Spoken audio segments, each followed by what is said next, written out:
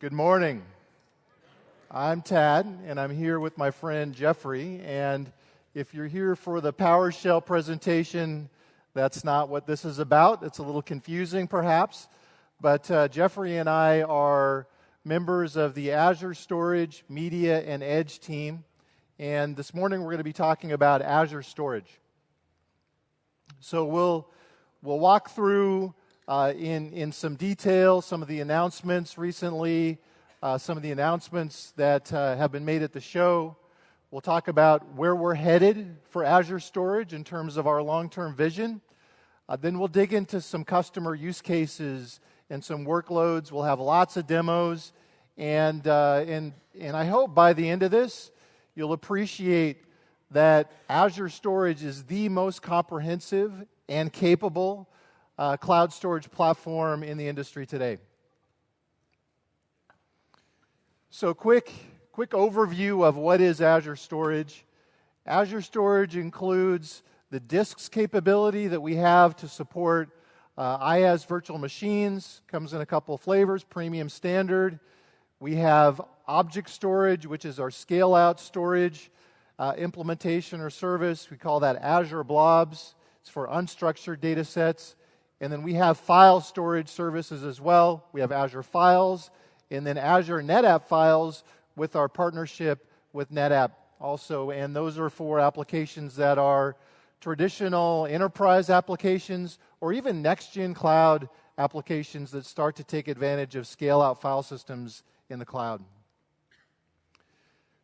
We have Edge products that enable you to move data in and out of the cloud. We have data transport features, and we have hybrid storage features as well to synchronize data and burst compute data from on-prem into the public cloud platform that is Azure.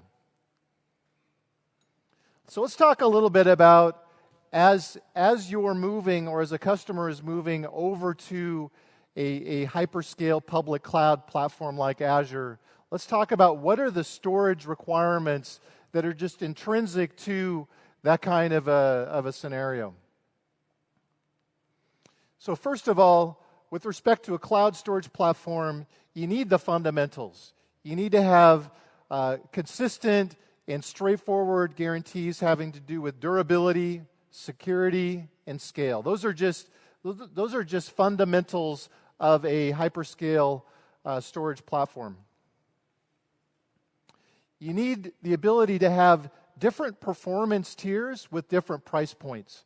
You have workloads that may, for a period of time, need to run on a hot SSD tier, let's say. Then over time, they can sort of tier down into a less expensive archive tier, for instance. So you need to be able to support all of those price and performance tiers. You need to be able to get to your data through a variety of protocols. You don't want to have this siloed approach where, based on the type of application that you have and the protocol that it uses to access its data, you get boxed into a particular storage service with different fundamentals, let's say. You want to be able to have consistency with respect to whatever protocol you're using for your application across the different tiers of storage, as well as with respect to the fundamentals. And you want to be able to support all of the necessary workloads, especially for enterprises, to be able to deploy existing as well as cloud-first solutions in the cloud. And then with storage, we talk a lot about these days, and at the show in particular, we talk a lot about intelligent edge. So there's intelligent cloud and intelligent edge. The edge and storage, they go very well together, and that's why we have as our team, the Storage, Media, and Edge team, that's why we're all one team, because it's just and I think you'll find this over time, that as the edge capabilities improve, more and more storage will be the anchor point across the edge and the public cloud. So you need to be able to get data into the cloud, out of the cloud, smaller data sets in the terabyte size, large data sets as well. You need to be able to have APIs that are the same APIs whether or not you're in the public cloud or in your own private cloud on-prem at the edge.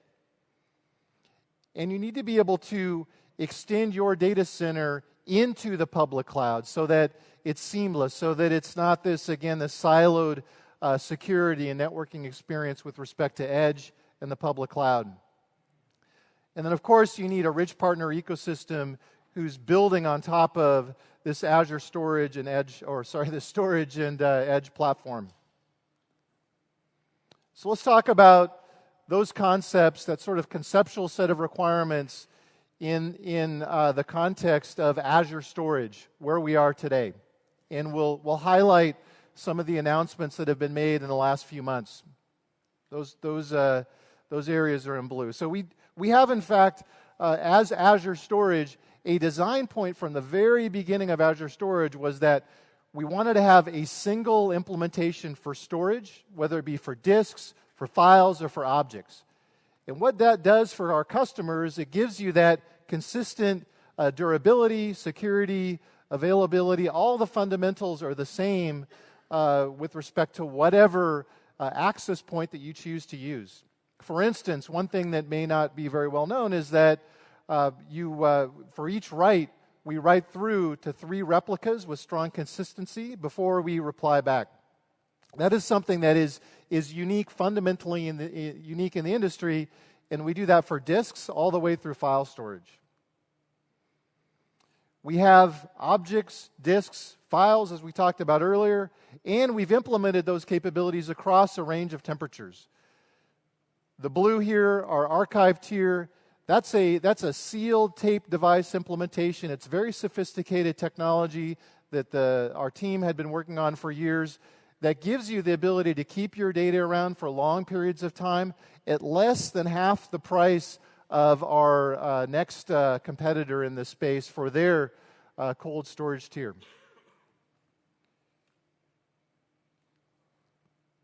We have Azure Databox Disk, Azure Databox, and Azure Databox. We have the Disk product here. We have the Databox product here if you want to come up afterwards and take a look. It's also on the Show Expo floor. We have Azure Stack in a whole suite, a whole spectrum of edge offerings to give you our APIs at the edge. You can integrate your DC, your environment with our hyperscale public cloud using backup, using Azure Site Recovery or ASR. And then we do have a very rich hundreds and hundreds of partners who have built on top of our platform for all sorts of scenarios, backup, DR, archiving, as well as vertical or industry-specific scenarios. So let's talk about some of the recent announcements. And these are things that have been announced in the last 4 or 5 months or so. ADLS Gen 2, Azure Data Lake Storage Gen 2, and Jeffrey will get into this in more detail. But what it does is it brings the full power of a structured file system deep into the scale-out or object storage implementation or service. This is the first in the industry of being able to bring file system semantics natively integrated into the server side of the cloud storage system. There are HDFS, which is the primary endpoint for ADLS Gen 2. There are HDFS implementations in the industry that are client-side, so they don't have that ACL support in the same way that we have in our platform. And so this is very exciting for us, ADLS Gen 2. We have Avere. Avere came to us through an acquisition of a company in Pittsburgh earlier this calendar year. A couple of ex-CMU professors founded this company where they've enabled a cache so that you can have very hot access to your data for high-performance computing for very scale-out compute scenarios. We have support now for premium blobs announced at the show, the absolute fastest object storage implementation on the planet. We have Ultra SSD, also announced at the show, the absolute fastest disks implementation on the planet, and premium files as well. So what you're seeing here, I hope this picture, again, this picture of the most comprehensive platform for storage is starting to show up, where we have the least cost cold or archive storage tier, and we have the fastest, best performance on the planet as well for disks, objects, and then support for premium files as well. So let's dig into some of these areas in a bit more detail.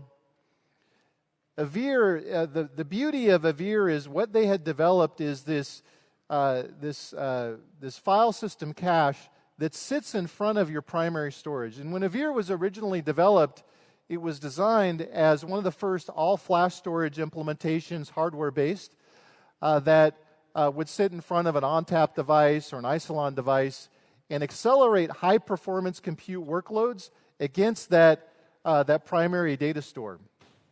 So then over time, what happened is the Avere team, they pivoted over to supporting hybrid cloud scenarios as well. So you can take this Avere cache and you can run it as virtual machines in the cloud, and then you can leave your data on-prem on an Isilon or on TAP or some other file system on-prem, and you can burst the compute into the public cloud. So what this does is for scenarios like media rendering scenarios or other scientific computing scenarios where you may want to spin up tens of thousands of VMs simultaneously, but then leave your data on-prem. That's what you can do with Avere. So we support with Avere the on-prem scenario. We also support this hybrid burst compute scenario. And then we support the ability on top of object storage or blobs, sort of a thing have as your primary store, you can have object storage or blobs, and then you can have this cache that runs on top. So it's pretty neat stuff. And at the show, we have announced that our GA date is October 31st. This is an example of one of the use cases for Avere. In the media and entertainment industry, they have requirements when they're rendering an animated feature or the visual effects for pretty much every TV show, movie that's created. There are visual effects these days, and those visual effects are rendered using very, very large scale-out compute. So what happens is you have all of your artifacts for rendering in your primary storage, and then you have this very scale-out rendering system that will render a few frames at a time in batch form, and then it kind of moves on to the next. And so what Avere does, because the working set is in common across the different virtual machines that are executing against that data, it keeps that. So it's very good for this kind of scenario, and it's the M&E industry where a essential ingredient for media and entertainment rendering scenarios. They're used for virtually every production on TV and the film that you see. Some aspects of that production is likely rendered using Avere. And this is an example of one of our customers. Mr. X is a post-production studio for a very long time, and the majority of what you view on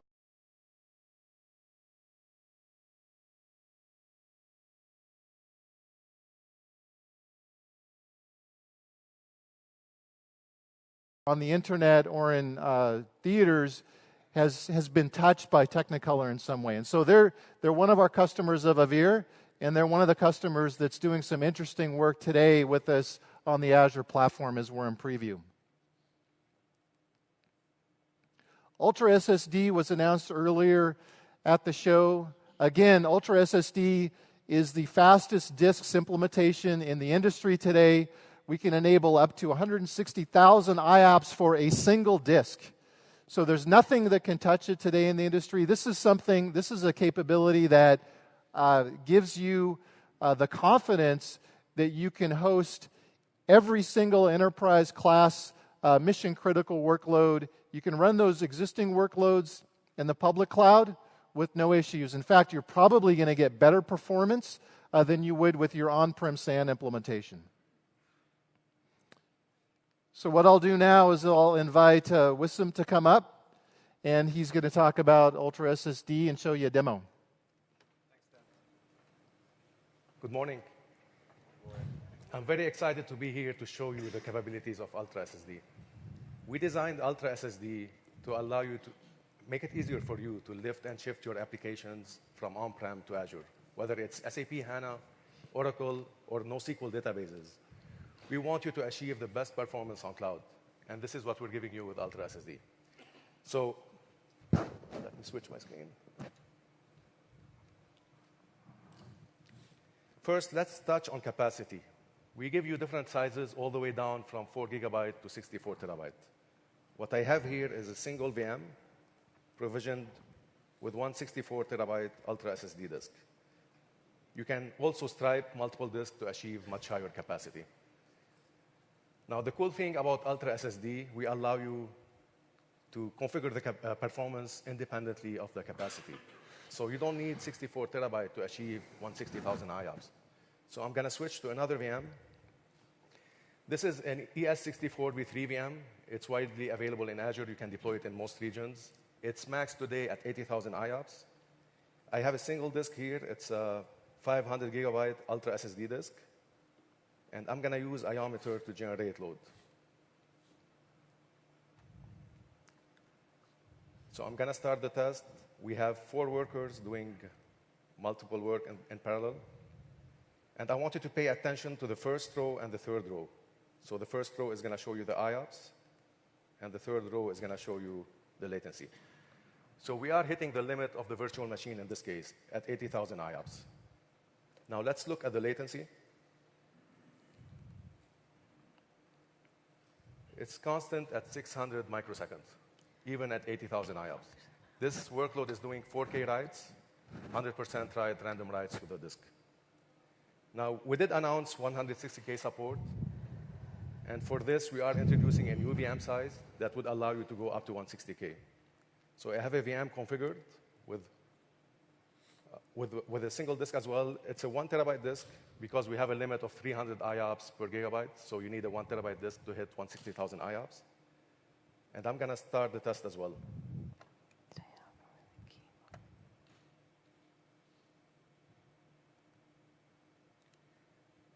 It's easily achieving 160K IOPS. So if we actually decide to provision a new VM that can go higher, we can actually hit those limits as well. Now, even at 160,000 IOPS, let's take a look at the latency. We are still well below 1 millisecond.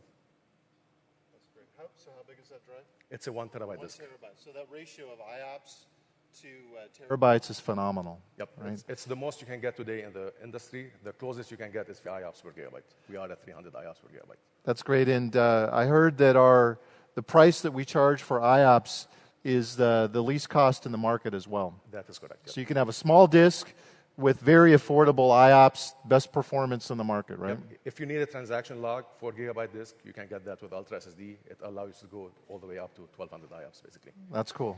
Now, the other cool thing is we allow you to change the performance dynamically. So you don't need to shut down the VM to change the performance of the disk. You can do this with a simple CLI command. I'm using the Azure command line here.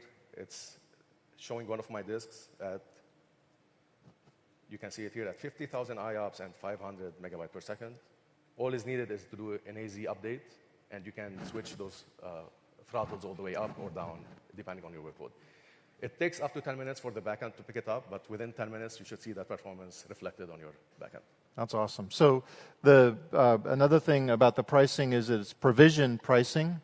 Correct. So you get the predictability of provision pricing, but then you can dial the perf dynamically. So you get that combination of flexibility with price predictability, right? Exactly. We also allow you to provision throughput, so you can provision IOPS, capacity, and throughput. And throughput, awesome. So lots of dials, but also that consistent pricing. Exactly. Awesome. That should be all. Thank you. Okay, thank you.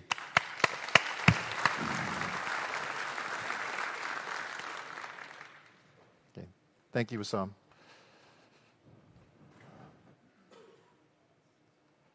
All right, so let's dig into some of the announcements related to our intelligent edge platform and how it intersects with Azure Storage.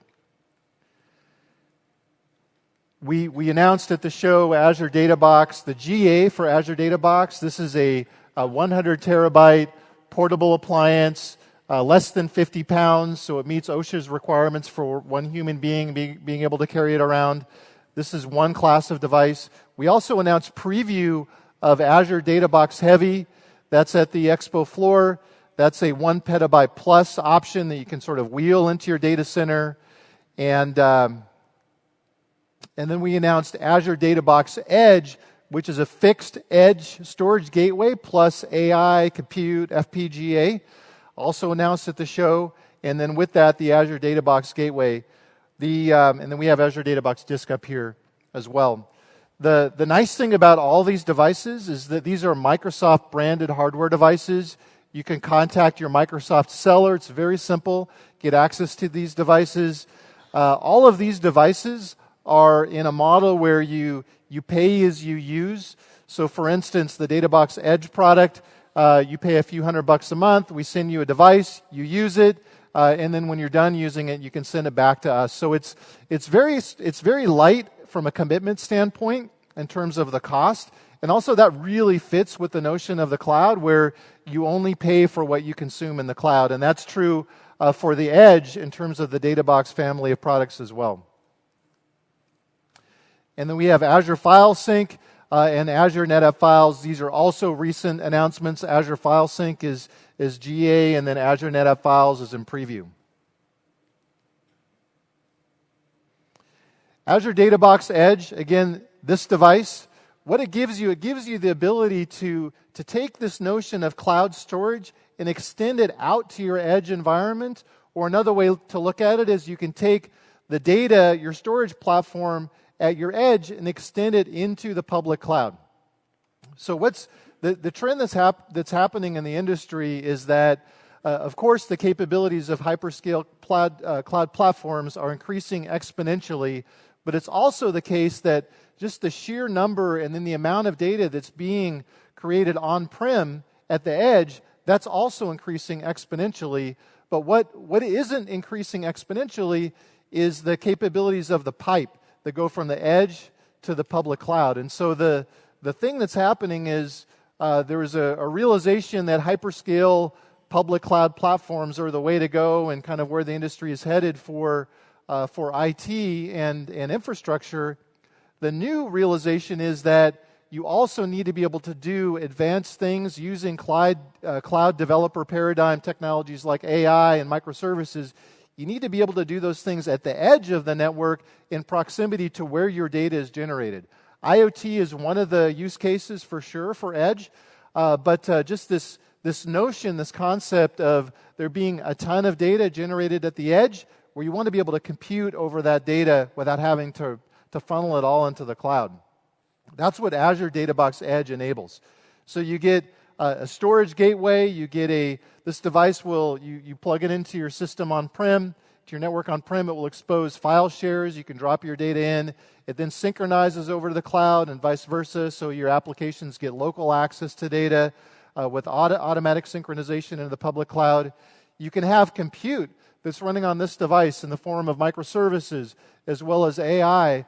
Then as the data is flowing through the device and then heading to the cloud, in the cloud it can wake up through notifications and you can have code that executes there as well. So this continuum of edge through the network to public cloud, this is a huge thing that's happening in the industry right now. And DataBox Edge is out there in front of the industry and the market in that regard. DataBox Gateway is a storage gateway. It's a virtual appliance you can run in your environment. It exposes file shares, does the synchronization.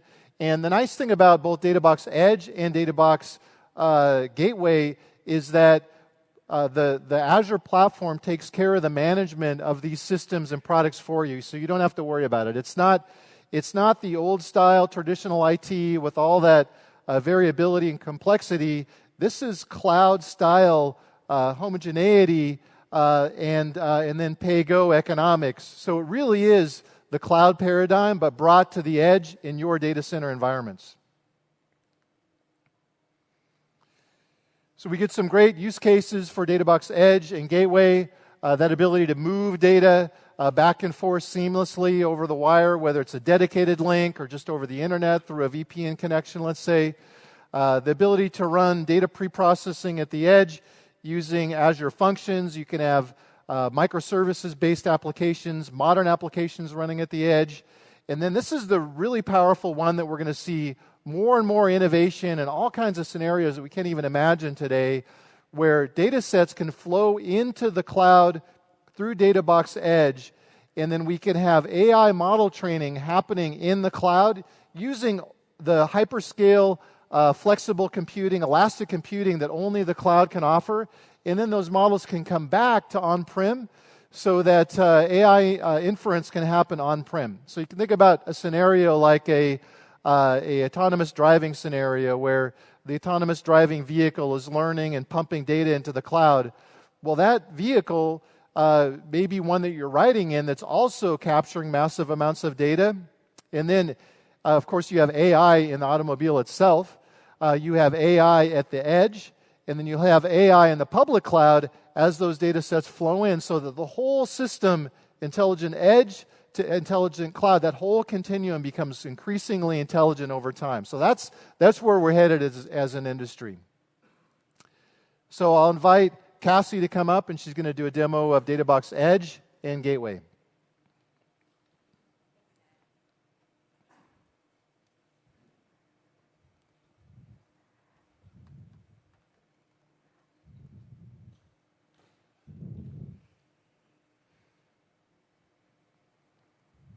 Got to switch your display. Yeah, I know. Okay. Just gonna connect first.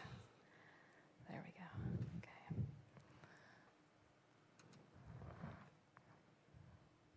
Okay. All right, good morning. Today I'm going to cover some of those key functionalities that Tad just mentioned. First, we're going to create a share, and I'm going to walk you through the storage gateway functionality on DataBox Edge and DataBox Gateway.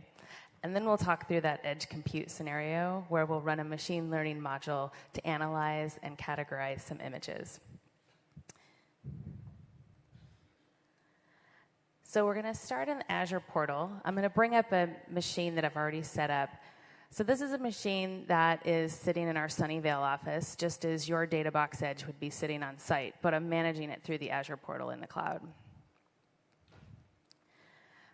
So let's just add a share so you can see how simple that is.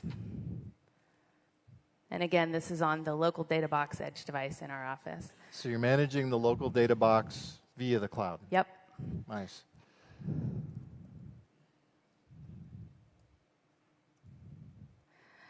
So I've given it a name, and I can choose my file structure, SMB or NFS. I'm going to stick with SMB today. I can decide to make this just a local share, and this will just act like a normal file server, and it won't copy it up to Azure. In this case, I do want my data to copy up to Azure, so I'm going to leave it. I'm going to select my storage account. And now I'm going to have the option to choose which storage service to use. I can do Block Blob, Page Blob, or Files. Today, I'm going to do Block Blob.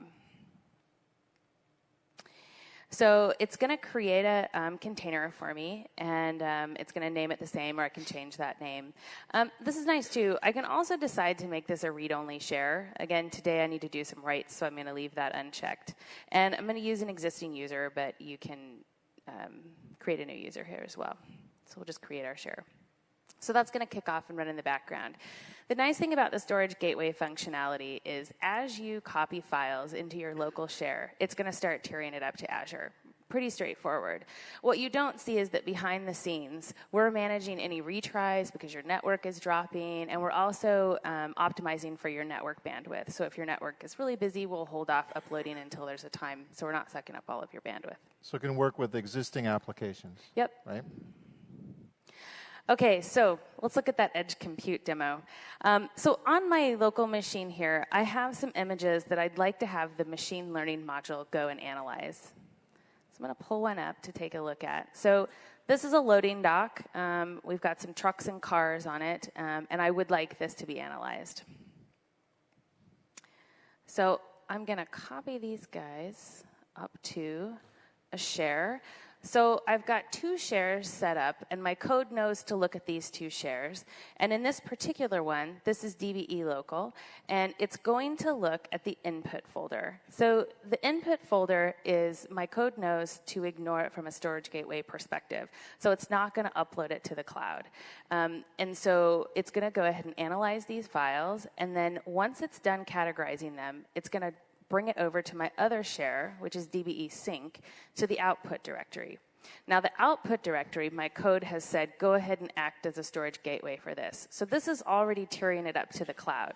But what's nice is I have a local copy, so I can already take some actions on this. I can have an API start acting against this to act on something that it's found in the image. So for instance, let's open up this same file. And you can see now it's categorized them. It's seen a truck, and so we could say, awesome. oh, there's a truck on my loading dock. I should take an action on this. And that's all local computation, right? Yeah. So I can already start doing that at the edge before it's even gone up into the cloud. So that helps with real-time scenarios where in real time someone may need to know that there's a truck that's pulled up or a car that's pulled up. Yeah. And so in the background, it's already started uploading to That's Azure. cool. So let's go into Storage Explorer and just take a look at this. So I'll go into my DB sync share, into the output directory. And now you can see the storage gateway functionality has copied that up there. And so now I can start training my machine learning modules to get smarter and more accurate. That is so cool. So this is just a little bit about DataBox Edge. We do have a session. Get the right slide here. There's a session tomorrow where we'll dig into this in more detail. So That's great. And the nice thing about our AI platform is that a customer who might have a scenario like this, our AI platform is designed to be accessible by average developers. You don't have to be a data scientist to write an application like that. That's right. Isn't that right? Yeah. Okay, awesome. Yeah. Thank you very much. Thanks. All right. Okay, so wrapping up my portion here, so let's drill into Azure NetApp Files. Azure NetApp Files is a fully managed service provided by Microsoft. It's what we call a first-party service.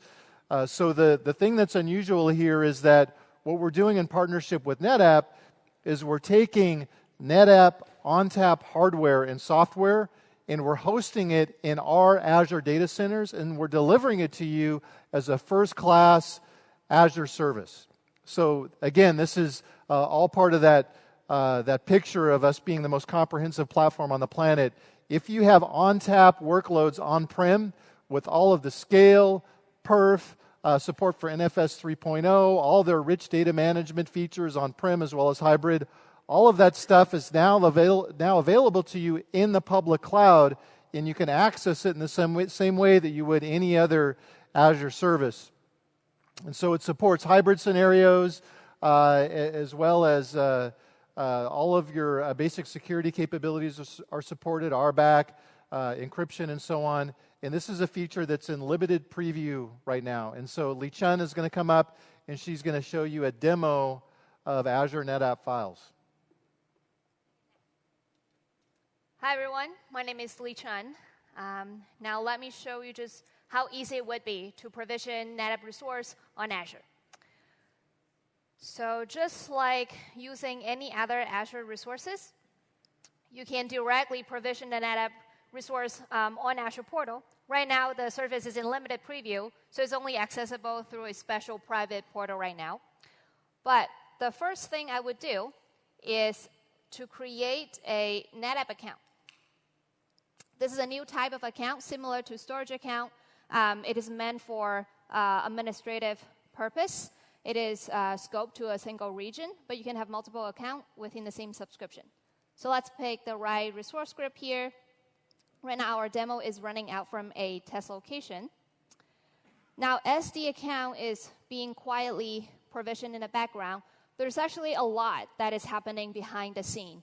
The system right now is talking through a new resource provider called NetApp Resource Provider and directly into a NetApp storage array that is hosted in a Azure DC to provision a dedicated tenancy on that array specifically for this subscription. So it's full multi-tenant ONTAP. Yes. Awesome. And compared to an on-premise scenario, it probably would take a storage admins hours or days to do the network and storage configuration before the very first resources provision. So you can create a volume, a NetApp volume, in real time. Almost real time. That's great. As you will see, almost in minutes. So now, the next thing we will need to provision is something called capacity pool. It's a concept that we have to buy pre-provision storage. Right now, we only have a premium service level. We'll have more in the future. And the minimum buy is 4 terabytes to start with. The next thing we'll need to create is the actual volume. Okay, so The volume is actually a concept carved out of the pool that we just provisioned, and therefore the quota here for the volume is consuming the pre-provisioned storage size we gave to the pool. And now let's pick a virtual VNet and a subnet for it and create. So as I mentioned, the storage array is actually sitting inside a Azure DC. It's fully integrated into the Azure network, physically and software-wise. And the way we achieve this is by utilizing a virtual VNet injection feature. As a customer, you will provision a VNet. You deploy the VM that you want to mount your volume to inside that VNet, and then you carve out a subnet, delegate it to the NetApp resource provider. And by doing that, then you will have a fully secure network path to a data volume. So you can have an Azure virtual machine connected to a volume through NFS, Yep, hosted on an ONTAP device managed by Microsoft. exactly. And this is, by the way, this is a result of a very deep engineering partnership between our two companies. So again, nothing Yep. like it in the industry. Yep, our developer literally sit with their developer to do all the development. Now here is a mount instruction UI blade for the volume. You can see the IP for mount point. This is the IP from that subnet we just delegated to NetApp. And within 3 minutes, we have gone from absolutely nothing to a NetApp volume that is ready to be mounted. That'll be the end of the demo. Very cool. Hope Thank enjoy. you. Thank you. How do I put it back? Oh, So you can just sorry. advance to the Yeah, next. it's a video. Yeah. Thanks. All right, so I'm going to wrap up. I wanted to give you a sense for where we're headed as well. Some of the themes we've talked about in terms of what's already in the product today, we're already very clearly headed in this direction, but I want to give you a clear sense for it. So where we're headed, again, is this most comprehensive but most unified cloud platform on the planet. We are going to be taking the ADLS Gen 2 file namespace and implementing a single universal namespace for all storage types. So that's something that's on our roadmap today. And then you're going to be able to access your data, again, through what we call multimodal access, through any protocol you choose. Today, even, you can go in through object storage or blobs and access through HDFS, through those file system semantics using ADLS Gen 2. We're adding, over time, NFS to that, SMB support, and so on, that unified protocol access layer.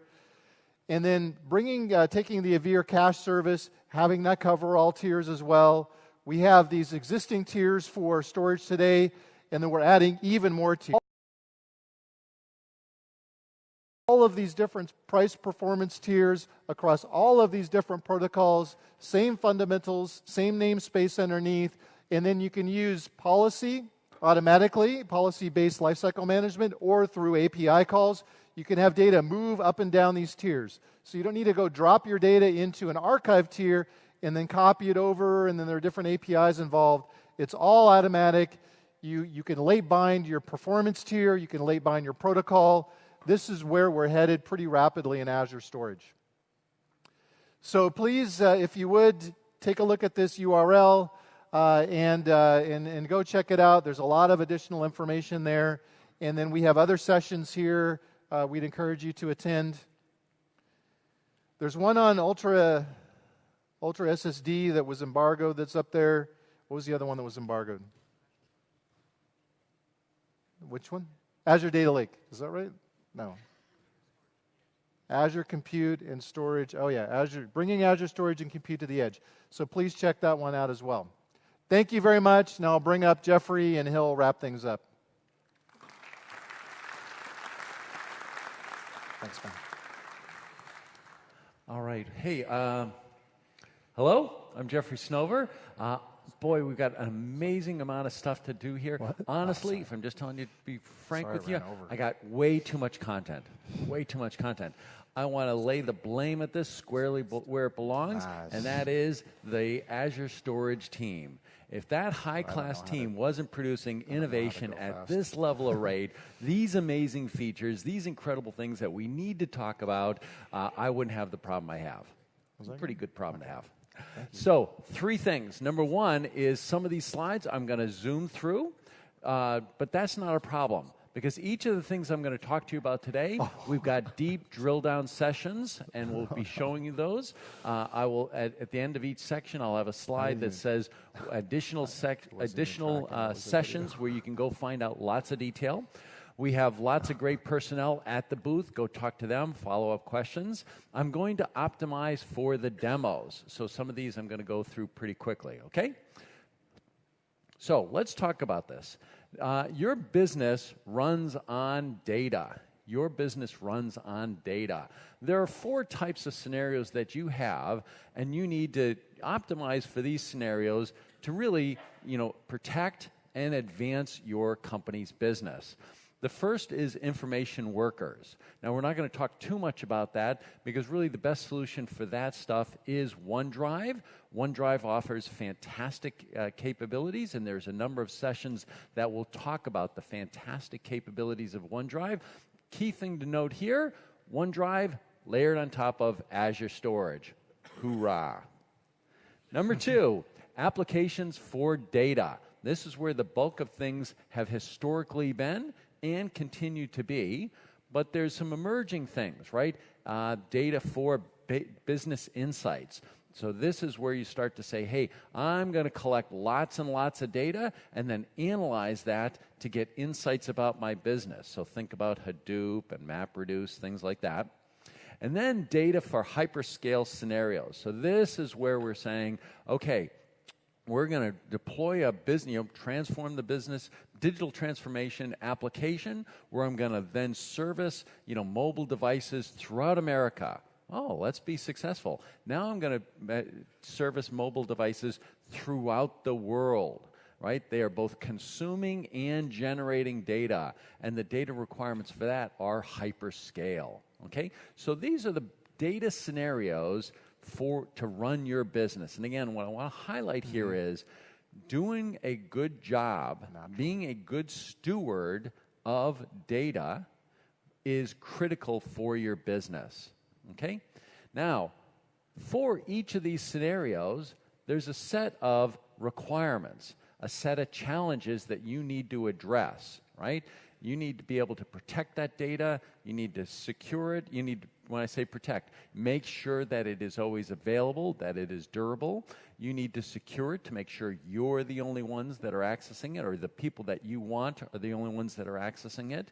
You need to make sure that it is scalable, that it meets your business needs when your business needs it, that it is cost effective, that you have the right access patterns, that you can access the information from the right set of applications. And then I'm going to talk about hybrid integration. And the hypothesis that I have, and that I hope to prove to you here today, is that for every data scenario, for every data requirement, we're going to walk through them. I'm going to talk about how we do that on premises, and then how we do that in Azure Storage. And the assertion I have to you is, you will find that for every class of data, for every data concern, Azure Storage is by far the best bet for your company to store its data. So take that as a hypothesis, and let's see where we get to at the end of the talk. So let's drill into data protection.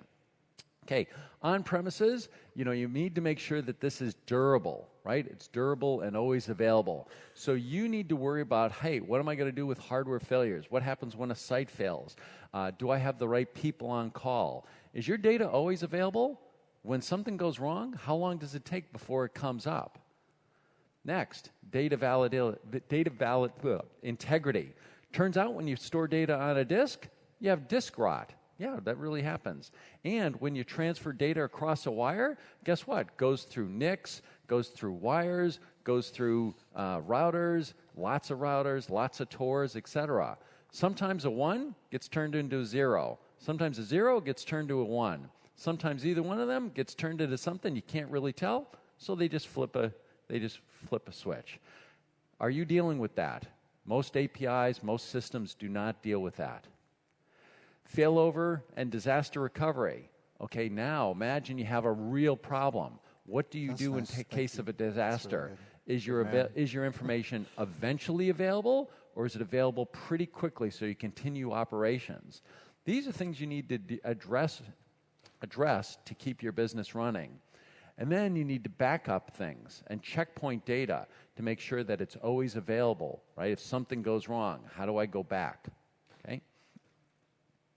So when we address some of these concerns, really I want to start our story in hardware.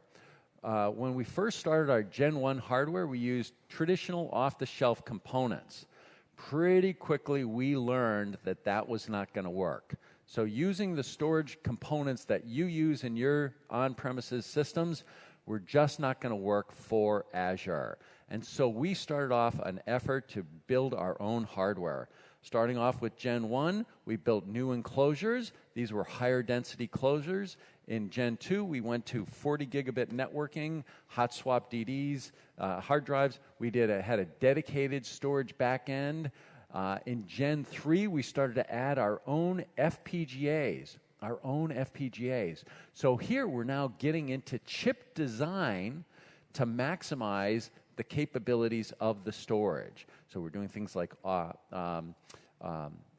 encryption at rest and compression in hardware, adding SSD caching. If you take a look at that Gen 4 thing there, what you see is a whole bunch of M.2 SSD slots. Amazing.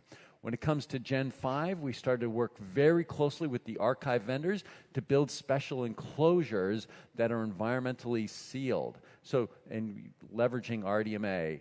And so basically this is a story of hardware innovation.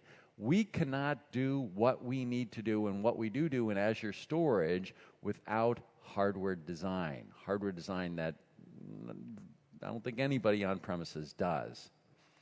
Now, the good thing about that is if you want to, you could. We've taken all of our designs, and made them available through the open computing form. Now, when it comes to durability and availability, as Tad mentioned, every single write has 3 strong replicas. They first go to SSDs so that the write returns very quickly. Then that gets destaged to hard disks, and then eventually erasure coding. We use MD5 hashes on ingress and egress. So as data gets transferred, we're making sure that it gets transferred properly. And then all the data is written with the CRC checksum. So literally in the background, we're constantly reading the data, checking its checksum to check for this disk bit rot. And if something happens, we rewrite it because we have 2 other copies. We do disaster recovery. We have geo-redundant available storage available to you, and we have very high availability. Now, this is high availability backed by a financially backed SLA of 99.9% availability. When you have the read available GRS, geo-redundant storage, you get 99.99% availability for reads. Fantastic reliability. Now, let me give you a little hint here. So up here is the aspect that we're talking about. Down here, that's on-premises and that's cloud. So here we're talking about data protection, the cloud. So replication options. We have the LRS, local redundant stores. Get this. 11 nines of durability. 11 nines of durability. Fantastic durability of this data, okay? We also have GRS. So LRS, we write 3 copies. GRS, we write 3 copies, and then we write another 3 copies in another region, okay? Now there, get this, 16 nines of durability. 16 nines of durability. So here's the thing. That basically translates into a race between data loss and the heat death of the universe. One of those is going to happen first, okay? Not sure which, okay?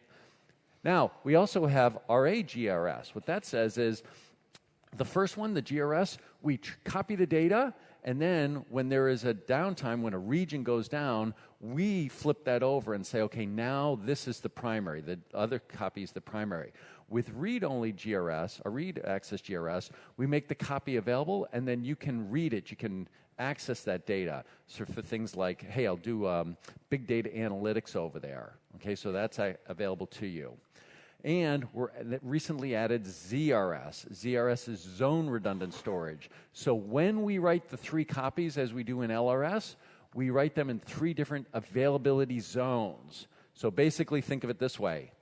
If a building burns down, you still have 2 copies. Okay? They're within the same region, but when we build out, same data center, when we build out these regions and data centers, we have separate buildings. And so what we're saying with zone redundant storage is we will store the 3 copies in different buildings. So if the building or the electricity or the cooling goes down, not an issue, you still have 2 other copies. Now, what's coming up is in the future, this switchover for GRS, say, hey, turn this to a primary, turn the other one to the primary, will enable you to make that call. And we will be building geo-redundant ZRS. So that says when you do a write, we write it to 3 separate buildings, and then, in return, and then we will go and copy it to another entire region and write it to 3 separate buildings there. So talk about durability. Your data is safe with us. We have backup. You can checkpoint your files and disks. The great thing about this is it's integrated right into the system. Go to the user interface, click, click, click. It's backed up. You can set policies and goals for this, right? So you can say, hey, I have to have this type of data retention. Boom, it just happens for you. And when you need a backup, again, just go to the GUI or command line, PowerShell, hoorah, click, start a backup, restore it very, very easily, right? No drama, no going to your IT department and say, hey, I'd like to do a trouble ticket, could you do this? No, why no, why no, oh no. Anyway, you just do it. We have added soft delete to our blobs, okay? So checkpointing with the blobs. So if you accidentally delete a blob, you can get it back. We have a retention period of over up to a year on this, and this is now in GA. Here are the related sessions around data durability. Now, by the way, there's a tip. If you're taking pictures of the screen, that's great. But 2 things. One, whenever in fear, trouble, or doubt, run to aka.ms/Azure Storage. All things Azure Storage, aka.ms/Azure Storage. Number 2, if you are throughout the conference going to take pictures of the screen, you should be using Office Lens. It is an amazing application. It is by far, it is one of these stunning technologies. It is the best way to take a picture of a screen. Office Lens. Check it out if you don't already have it. All right. So there, talked about data protection. Again, I think you will see that when it comes to protecting your data, Azure Storage is by far the best way to protect your data. There's just no way that you can do that on premises. When it comes to data security, on premises, you need to deal with things like data theft and leak prevention. Are you really encrypting all your data at rest?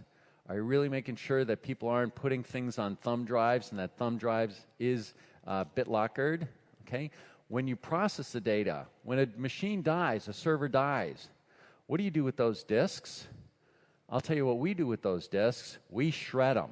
We have these amazing machines. If you ever have a chance to see one of these machines, they're amazing. You take the disks, you put them in there, and we got a lot of disks, so these are phenomenal machines. We grind those puppies up. Are you grinding up your disk drives? We do. You got to deal with network boundary, your firewalls, intrusion detection. Are you actually looking for intrusion detection, intruders in your network? Really? Let me tell you what. Remember the Target mess, right?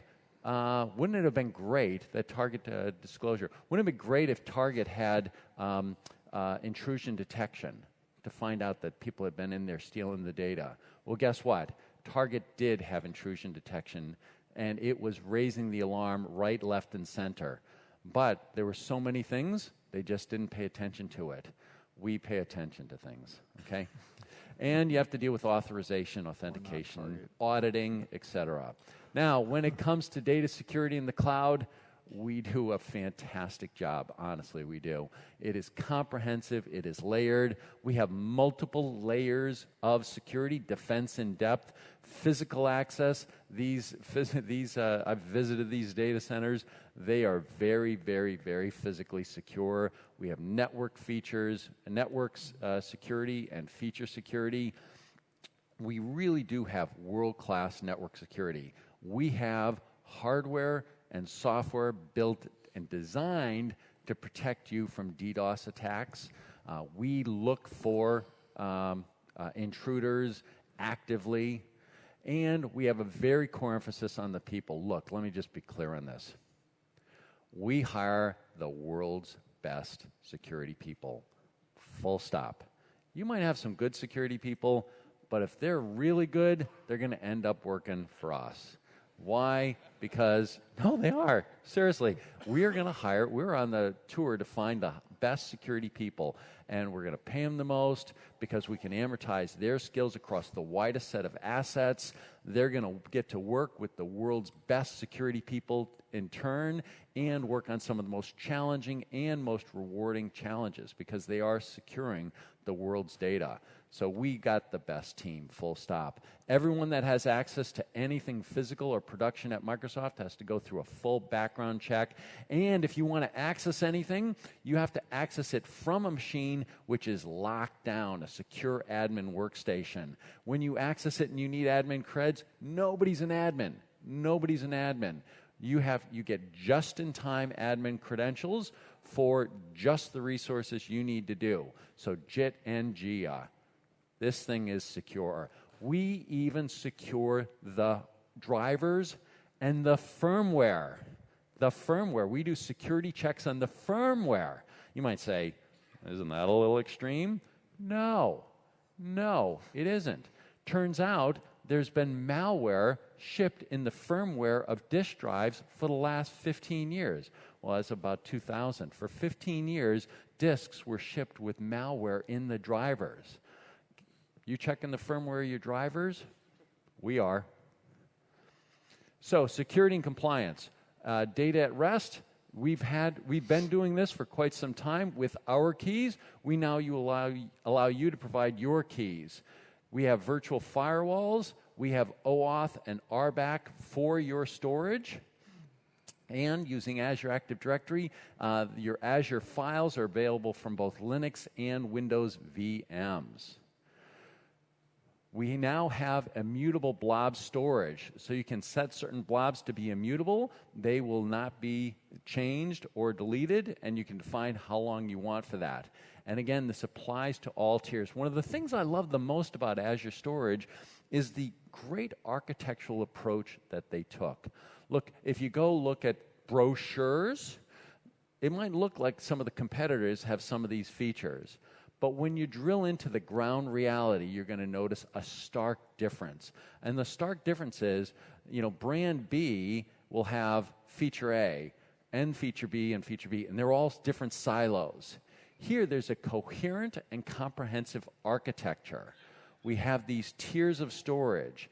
We have one API. Well, we have a set of APIs, but for that API, you can access storage on all the different tiers. You can decide when to move one thing to another, and you don't have to change your application. It is a coherent and comprehensive architecture. Now, lots of great information about data security. We drill into it in this session. Again, the highlight here, when it comes to data security, to make sure your company's most trusted, most important information is secure, your best bet is to do that using Azure Storage. Oh my gosh. Scalability. On premises, you need to deal with things like, how do you scale, how do you plan for scalability? What we have seen over and over and over again is that this is hard, right? It's not that your people are dopes. This is an intrinsically hard thing to do. And so what happens, and we've seen it over and over again, is people massively over-provision and have lots of unused capacity. The problem with that is that then, 6 months or a year later when they go to need to use that stuff, they're using technology that's 6 months to a year later. if they were able to buy it when they need it, they'd get the most recent technology at the best prices with the best performance. So when you buy for capacity, you're actually locking into a generation of hardware, okay? And, let me go back there, that often you have this challenge, right? You want to make sure that business success never leads to system failure, right? I remember once talking about this one very large customer, and the salesperson's like, oh, my heavens. This is a different company, by the way. This is before I worked for Microsoft, a small company. And they said, oh, it'll be a disaster if we don't get this customer. I said, my friend, the problem will start when we get that customer. We're going to have to scale so large. I'm not sure we have the capacity to do that. So you want to make sure your systems don't fail because you're being successful. Okay, so cloud approach to data scalability, we are built for scale out from the ground up. Now, it's hard to get these numbers in focus. It's really hard to get in focus. So I want you all to participate in an experiment with me, okay? We're just going to count to 10, okay? So, with me.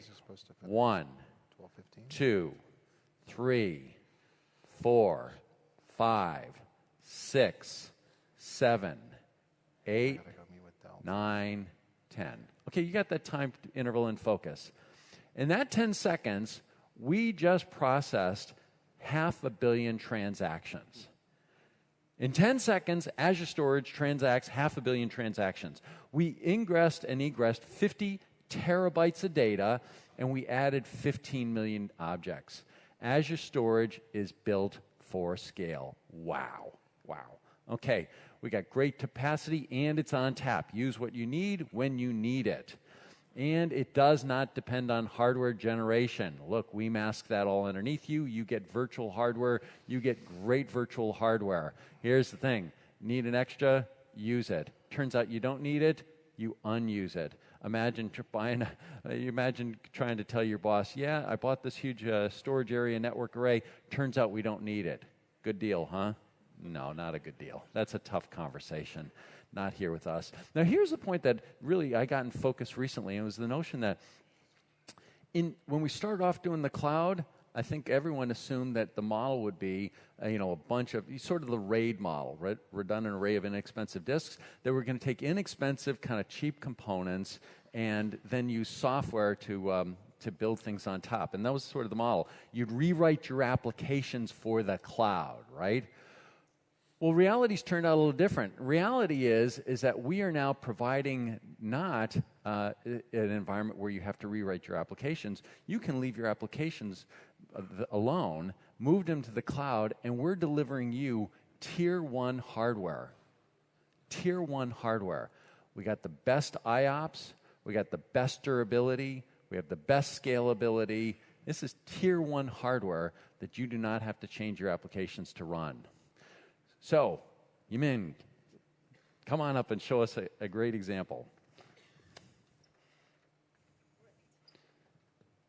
And which one are you? 6? So, hi everyone, I'm Yueming. Previously, we have talked to many of you. You provided us feedback that you need larger scalability on this capacity. There are two common scenarios to this.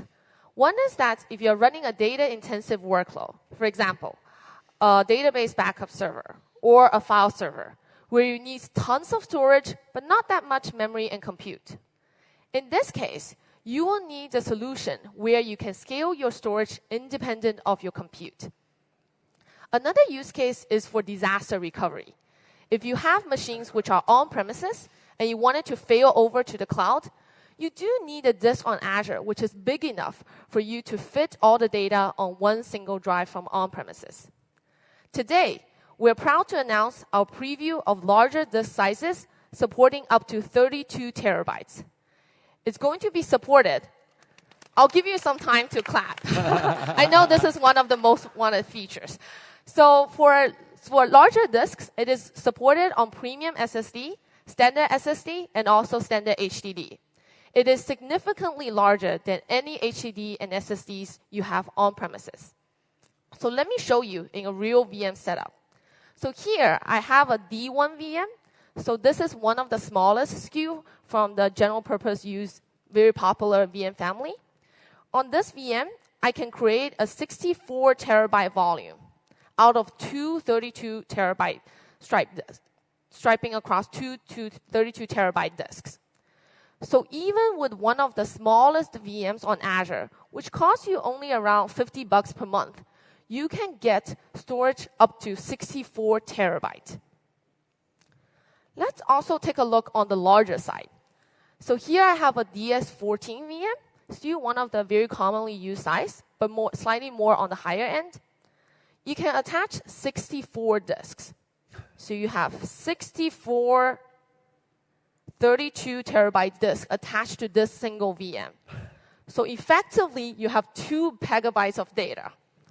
So Is that crazy? yes, Is that crazy? I would really wanted to present you a 2 petabyte drive, but due to NTFS limitation, I need to show you 8 256 terabyte.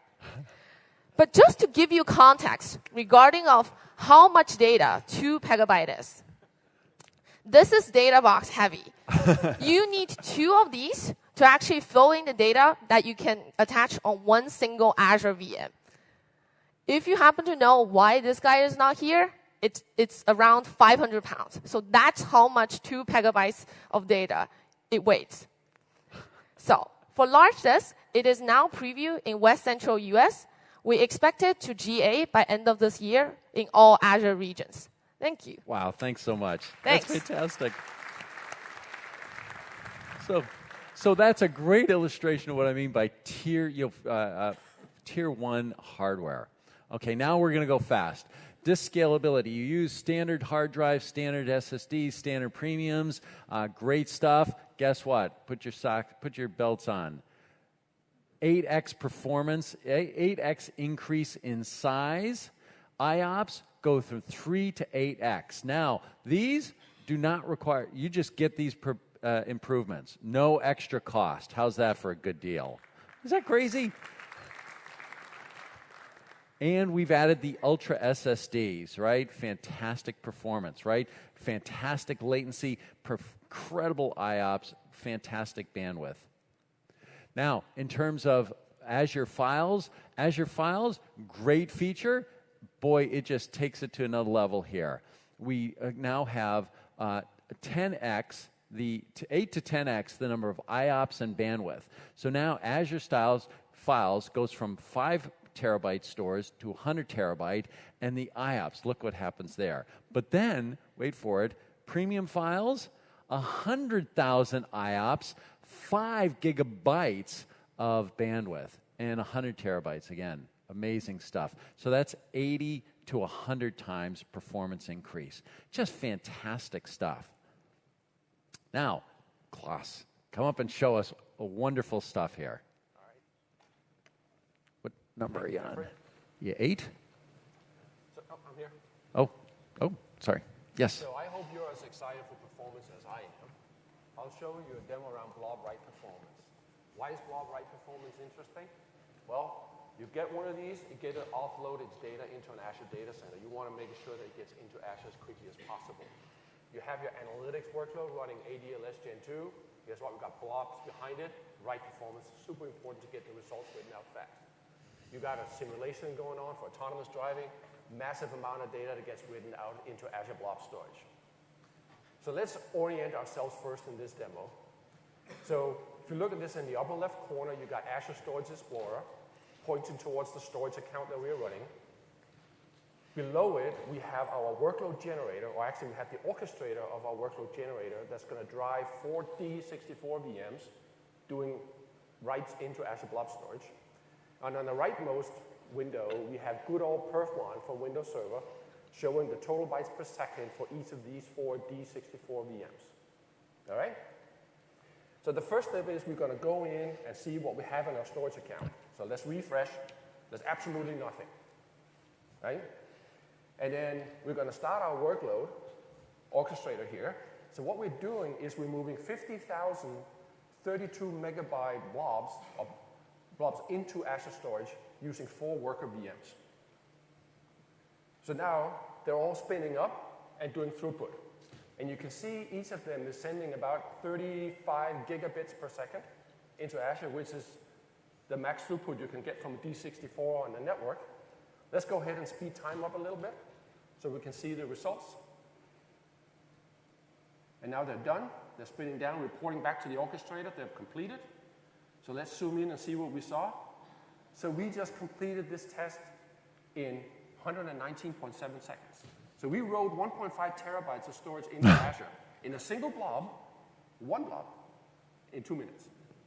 That is at 110 gigabits per second, or 12.5 gigabytes a second. I think that deserves a round of applause. That's just crazy.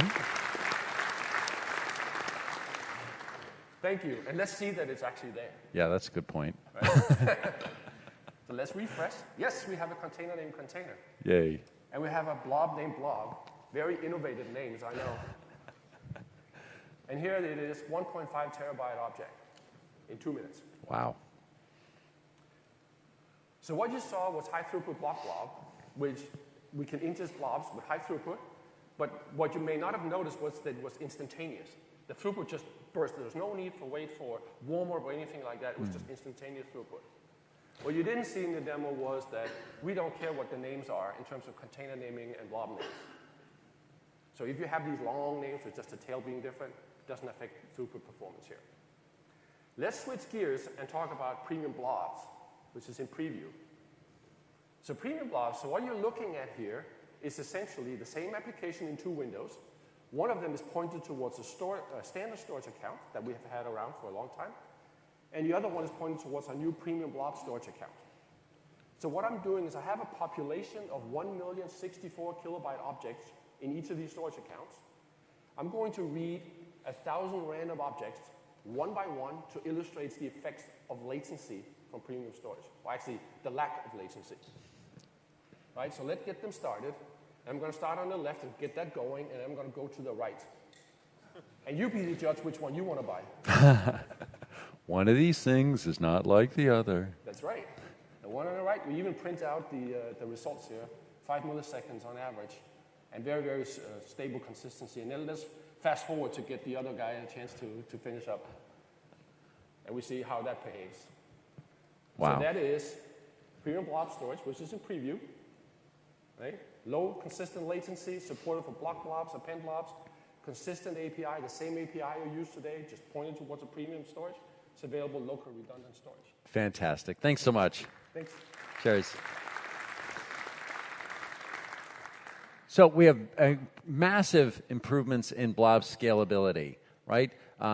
We have over 40x objects transactions per second for high throughput blobs, and over 200x per object writes in high throughput blobs. And then our premium blobs have single-digit millisecond latency. Just phenomenal, best-in-class stuff. Here's a bunch of great sessions. Again, the key thing is that's the URL to get the details. Now, cost effectiveness. We're cheap. Here's the key thing. Where are we going to go? Right here. Hey, many of you have petabytes going to exabytes. We have exabytes. We are going to zettabytes. Okay? I mentioned to you a bunch of hardware innovation, doing our own hardware design.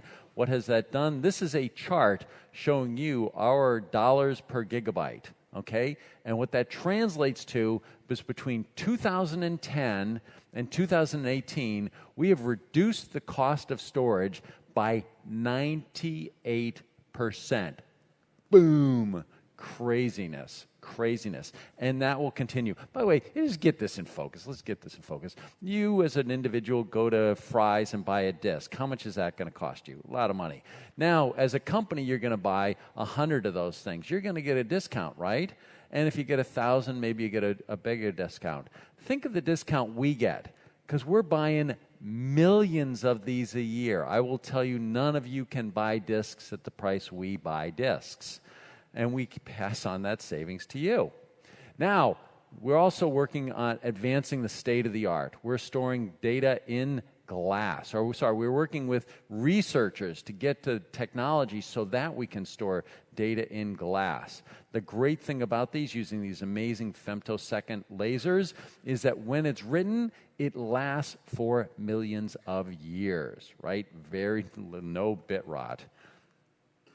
We are also working with DNA, again, advancing the art, being able to store data in DNA, right? So DNA, if you're not familiar, it's 4 things, A, G, C, T, and G. So we have zeros and ones, they have these.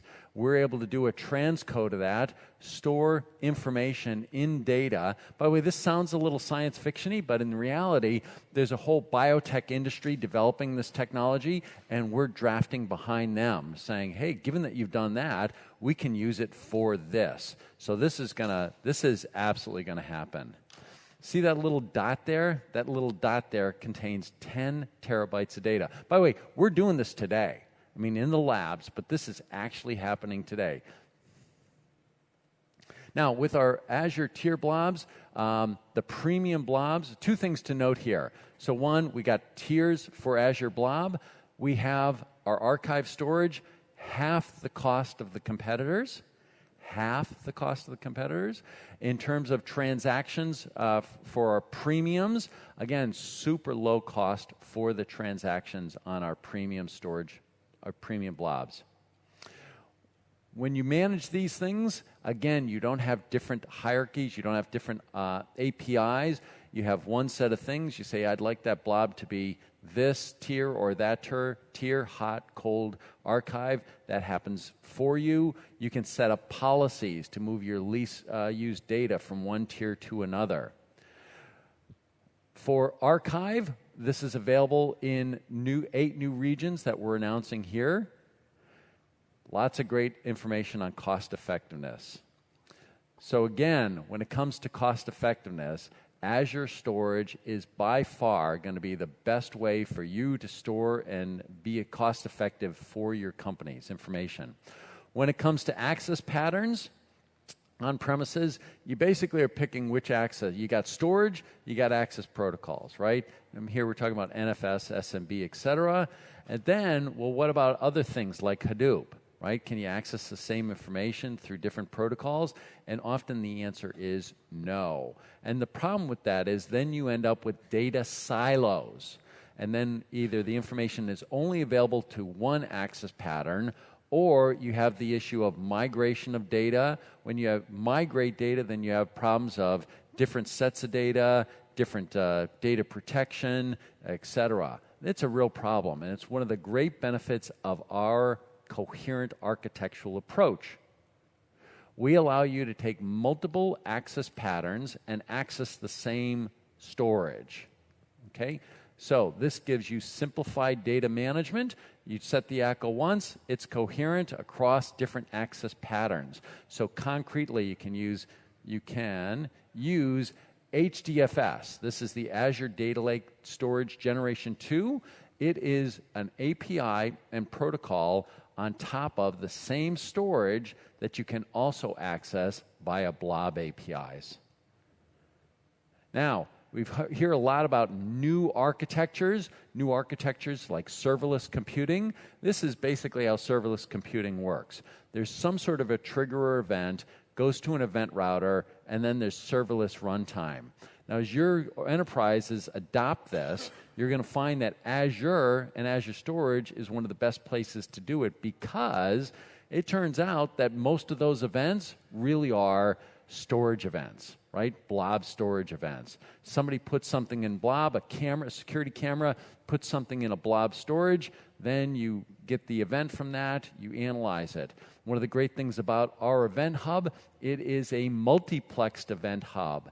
It will span out to multiple providers, be it logic, apps, or functions. Competitors don't do that. They have single consumer supplier model.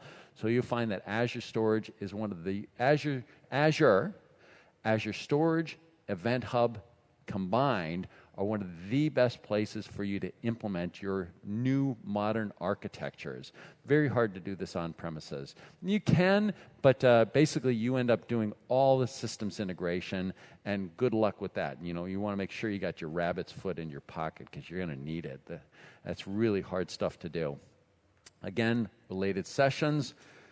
I think we have time. We have this, we talked about Avere. Great stuff. Hybrid file sync. We got to get to the demo. Here's the point. hybrid file sync, amazing functionality. If you do not have this in focus, you definitely want to. There's a file server available on premises, does its traditional file server thing, right? Provides work folders, provides SMB, NFS access to people. With file sync, it now gets replicated up to the cloud. You get cloud tiering, you get multi-cloud, you get cloud access, you can access from the cloud, and we will sync it to other sites. So you can think of this as DFS ***+++, much better. The great thing is, again, you got cloud backup. If a server goes down, you have fantastic disaster recovery. Let's get a demo of that. Fabian, thank you so much. show us. Thank you. All right. So we're on this one here? Yep. All right. So let me show you real quick what fast disaster recovery with Azure File Sync really means and how really usable it is for one of your information workers to access a freshly recovered server. So let's keep going here. We are on our Azure portal, and I'm showing you a sync group that designates the synchronization of a set of files. So we have one cloud endpoint and a server endpoint in here. Let's look at the cloud endpoint. That's really pointing to an Azure file share.